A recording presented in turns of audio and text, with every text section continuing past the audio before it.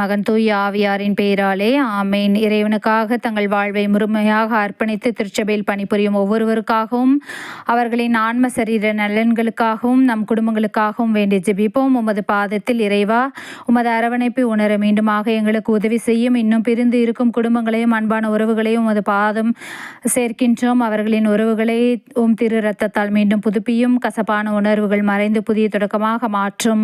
அனைத்து குடும்பங்களுக்கும் ஆட்சி எடுத்துரைக்கும் நல்ல கிறிஸ்துவ குடும்பங்களாக மாற்றும். எனது சதையை உண்டு எம் இரத்தத்தை குடிப்பவர் நிலை வாழ்வை கொண்டுள்ளார்.